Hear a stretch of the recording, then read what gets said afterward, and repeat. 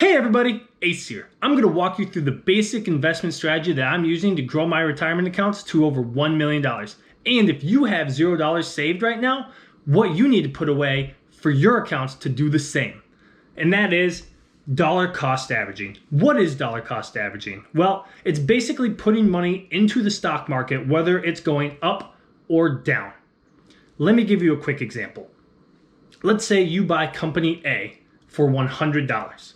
You save up money for the whole next month, and company A now goes up to $120. You buy another share at the end of the month. Over the third month, you save up money to invest into company A. The stock goes from $120 down to $80. At the end of the month, you buy in at $80. Now at the end of 3 months, you now have 3 shares of company A at an average price of $100. That is the basics of dollar cost averaging. Most of the general population uses dollar cost averaging without even knowing it. If you have money coming out of every paycheck going into your 401k, or if you have an automatic bank withdrawal coming out going into your IRAs or brokerage account, you are utilizing dollar cost averaging. I'm going to run you through some numbers using dollar cost averaging in conjunction with compounding interest to show you at first how my retirement accounts are going to hit $1 million and then how you can hit $1 million in your accounts. Starting off, I have $31,000 in my company's 401k. Now, the max you can put away per year into that 401k is $19,500. And I know some companies even do a percentage match into your 401k. I'm not taking any of that into consideration. I'm just using the base numbers that I am investing. So starting off on year one, I have $31,000 base. I put in $19,500. I am making a return of 7%, which gives me $3,500. At the start of year two, I have $54,000. Same thing. I'm putting in a total of $19,500 in that year, making a return at 7%, so that's $5,000 return. As you can see all the way out, it's only going to take me 22 years to reach $1 million in my 401k. That's my plan. I'm currently 28 years old, and it's only going to take me 22 years in my 401k alone to reach $1 million. And that's not my only investing account. Now let me run you through another example. Let's say you want to be really conservative, and instead of 7%, you think that's unrealistic, and you want to do a 5% return on your money. Fine. Let me show you. So starting off, I have $31,000 in my 401k. I am still maxing $19,500. But instead of my return being $3,500 in the first year at 7%, here at 5%, it's only $2,500. So at the beginning of year two, I have $53,000. Yet again, I'm maxing it at $19,500 a year. And now, in this example, at a return of 5%, it takes me 25 years to reach $1 million. In the previous example, it was 22 years. That means by the time I am 53 years old, I will have $1 million in my 401k. So the difference between a 5% return and a 7% return to reach $1 million in my 401k is only 3 years. And I would like to note, in that first example, I only personally invested $429,000 for my account to hit $1 million in 22 years. That means I would be making $600,000 off of my $429,000 invested.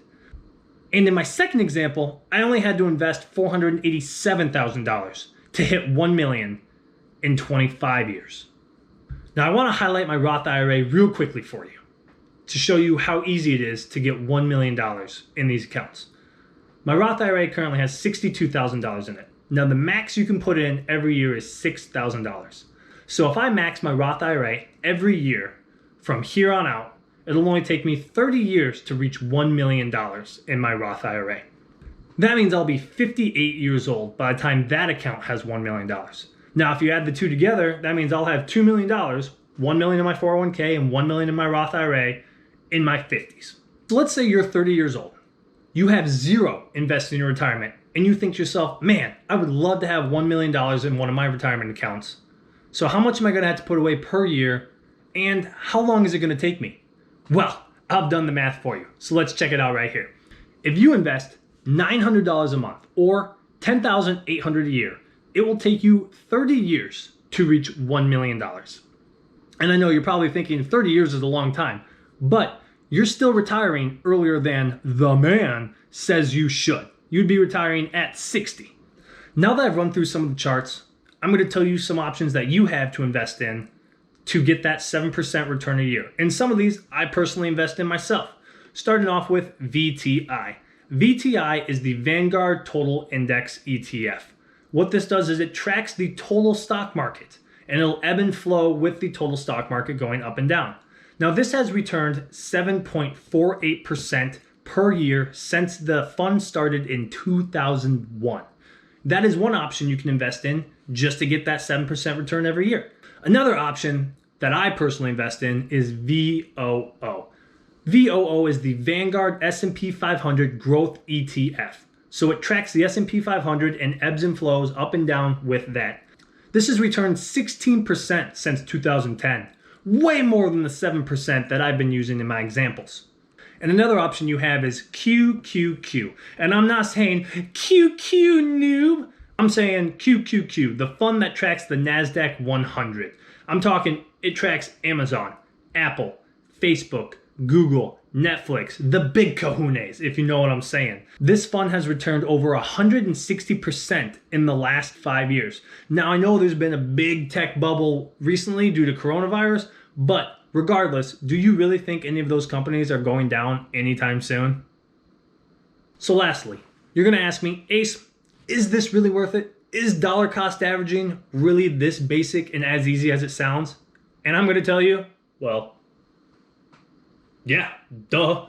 It's super simple. Let me tell you 3 reasons why. 1, it reduces your overall risk. If you continually put money in the stock market, whether it's going up on a huge rally or it's just tanking and getting low like your mom when she has too many drinks and get low turns on, you are reducing your overall risk to the volatility of the stock market. You're averaging out your shares and you're making it safer for you. 2, you have time on your side. Utilizing dollar cost averaging in conjunction with compounding interest is the winning formula. You have probably heard the quote, "Time in the market beats timing the market." So what I mean is put money in the market consistently rather than waiting for a couple months to get a large lump sum and then invest it. 3, it is easy. The less you have to think about, the better off you probably are. So as long as you have the automatic withdrawals coming out of your paycheck or your bank accounts, you're going to utilize dollar cost averaging and be better off for the long haul. If you like this video, just tap that thumbs up button for me and subscribe for more content. Also, leave me a comment down below on your thoughts of dollar cost averaging, if you have any questions, or what you think my next video should be. And until then, I'll see you in the next one.